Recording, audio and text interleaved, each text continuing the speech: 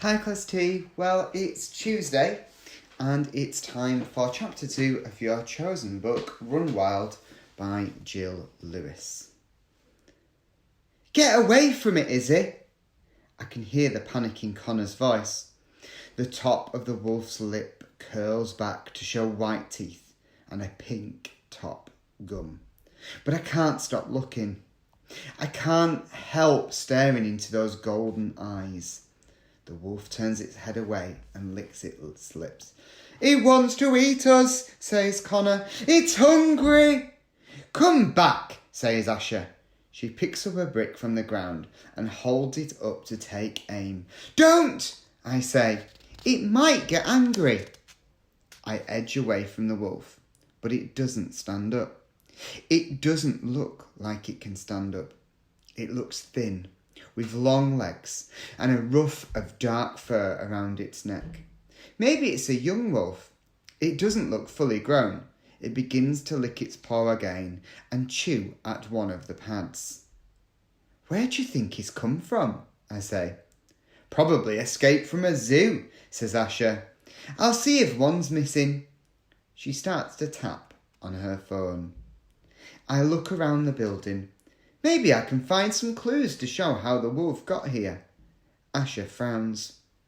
I can't see anything about escaped wolves. Not yet.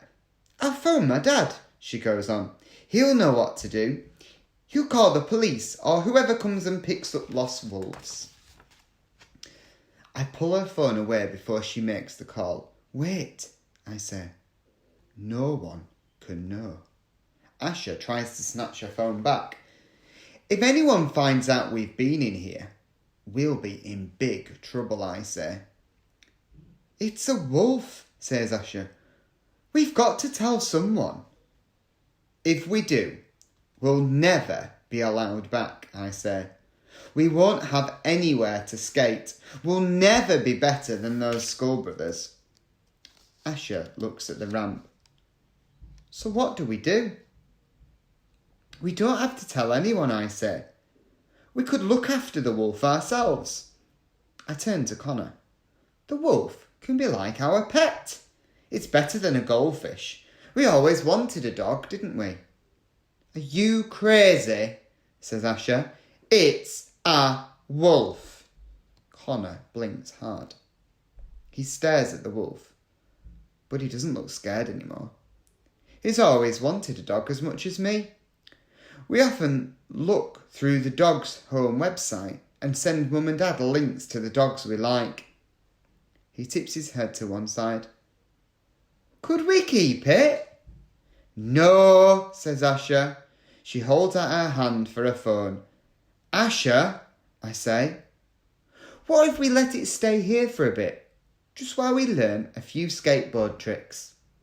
Asher turns a skateboard over in her hands and spins the wheels.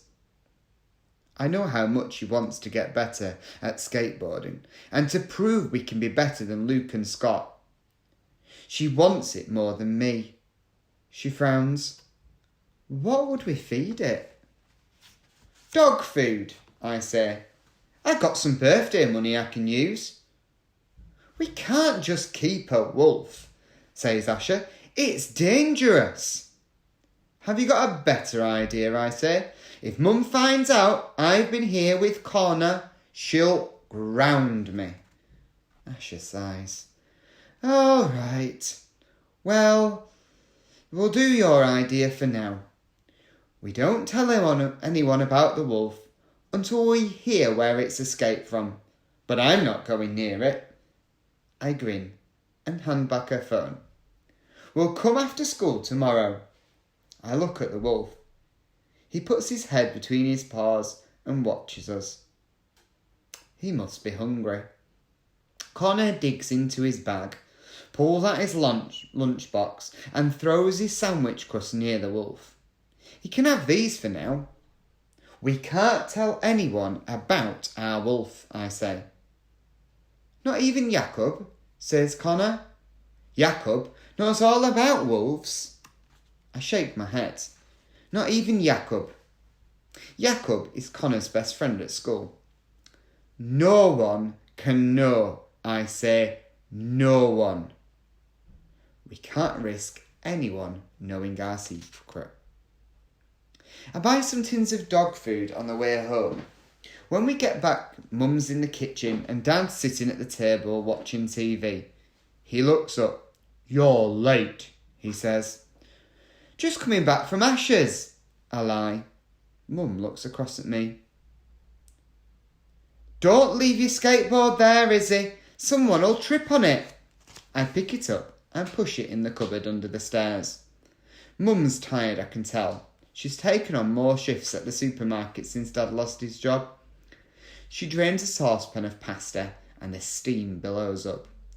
Tell Connor supper's ready, she says. I serve up the pasta and we sit around the table. The only time Dad stops looking at the TV is when Connor spills red sauce down his white shirt. Dad glares at Connor. Watch what you're doing, he snaps. You're too old for a bib. It's okay, says Mum. She dabs the red stain with a wet cloth. It needed a wash anyway. Dad points a knife at Connor's plate with dinosaurs printed on it. You're too old for that stuff too. Connor doesn't say a word. No one does. We don't dare make a noise, even with our knives and forks. I hate Dad. When Dad lost his job, he stopped being like the Dad we knew before. It seemed like we lost our Dad too. All night, I think about the wolf. Is he still there? Has someone found him? I can't concentrate at school either. I watch the hands on the clock crawl slowly round until the bell rings and at last we've made it to the end of the day. I join everyone as they push to the school gates. I'll meet you at the park, I shout to Asher. First, I have to pick up Connor. As I hurry along the streets, I text Mum to say we're meeting friends at the park and walk me home until after 6. Connor waits for me with his teacher. He jumps up and down. He can't keep still. Mrs. Roberts, his teacher, is glad to see me. What have you been feeding him? He's been like this all day. I grab Connor's hand and walk with him down the road. I pull Connor forwards, but he keeps twisting and trying to look behind him. What's up, Connor? I say. Nothing, he says. Connor stops again. I turn to see a small boy jump into a driveway. Who's that, Connor? Connor shrugs and goes bright red. No one. I frown and start walking back towards the driveway. Who is it? Connor runs after me. It's just Jacob. He says... I said he could come and see the wolf. Jacob slides out from where he's hidden. I glare at Connor. You said you wouldn't tell. Jacob knows all about wolves, Connor insists. He can help us. Jacob nods his head up and down so hard, I think it might come off. My grandfather sees wolves near his farm in Poland. Go home, Jacob, I say. Jacob's face falls.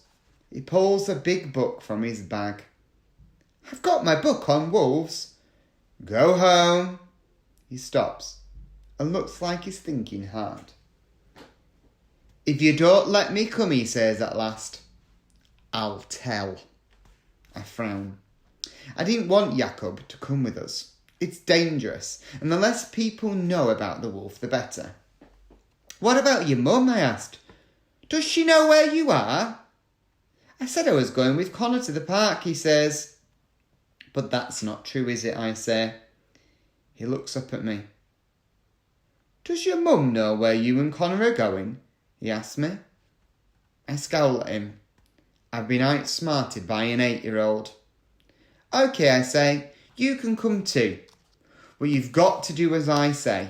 Jacob gives me a big smile and trots alongside Connor. As we go, he tells me lots of random facts about wolves. Asher is waiting for us on a swing in the play park. She has her back to the Skull brothers in the skate park.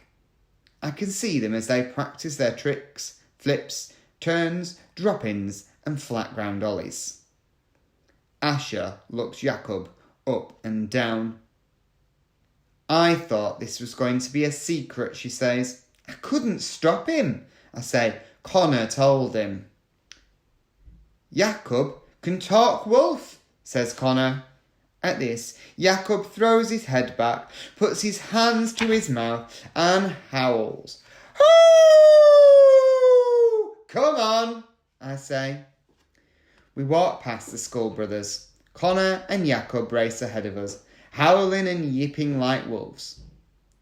As we walk out of the park, I have a feeling Luke and Scott are watching us. Asher senses it too. She does a spin, then flips the board up to her hand. I don't dare try. I'd probably land flat on my back.